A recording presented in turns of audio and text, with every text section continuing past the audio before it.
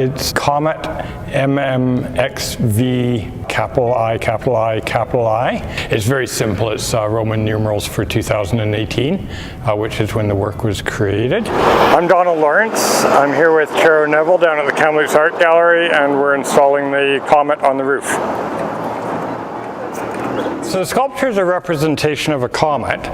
More accurately, it's a representation of the kind of illustrations of a comet that would have been found in books in, say, the 15th, 16th, 17th century, around the time kind of modern studies in astronomy were beginning. I drew upon my interest, which is kind of an amateur's interest in astronomy, and so decided to create a three-dimensional sculpture. So it's kind of like a drawing in the sky, as one of our alumni referred to it in the process of making it. I acquired one older book from that time period and found in it an illustration that was pretty much what I wanted the comet to look like. Hi, I'm TRU Neville. I'm the curator of the Kamloops Art Gallery, and we are on the roof of the entrance to the TNRD building in the library and art gallery, where Donald Lawrence's Comet is being installed. It just has this incredible multi-layered quality about it.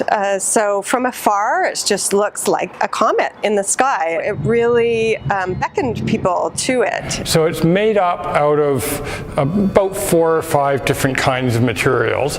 Everyone thinks of a comet as having a tail, and so that's what's represented here by the fluorescent light tubes. So like the line drawings on one of these book illustrations, they're kind of like drawn lines in the sky. We're seeing it in a lighted room, but the artwork was originally designed for and is being recreated again for being seen at night. So at night, these will be kind of light bands against a darker background. The fluorescent tubes for me represent that visual look of these illustrations of comets, but they also interest me as a technology that's on the cusp of becoming obsolete, and that's something that runs throughout many of my works. Up in the front is the nucleus of the comet, what it would technically be called a coma, and it's, as you see, made up out of this quite massive roll of bubble wrap. The idea of using the bubble wrap for the comet actually goes back a few years for me to something kind of accidental.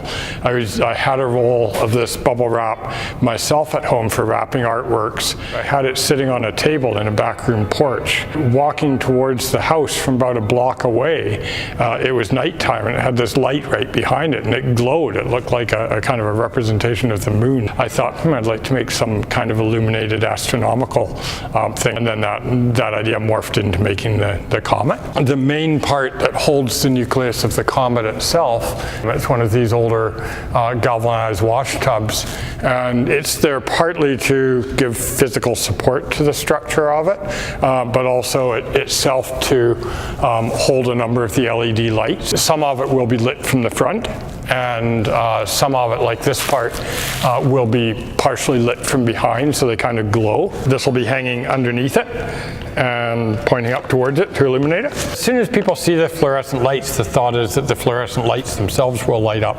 I can see that being very nice, but it's not practical.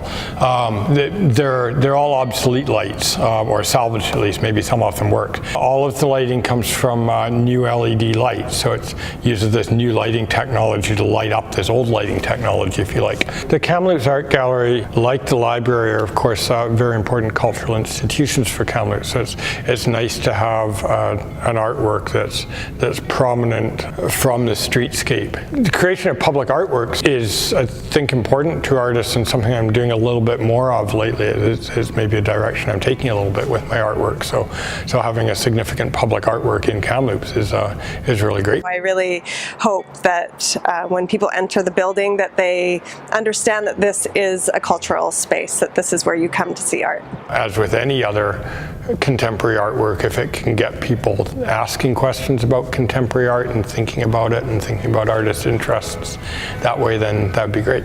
I hope they think of it as a fun artwork. So I think of it as kind of jovial and playful, and at the same time that it may prompt them to see connections between the art gallery and the library, with the book illustrations and the history of them being a point of contact between those two organizations.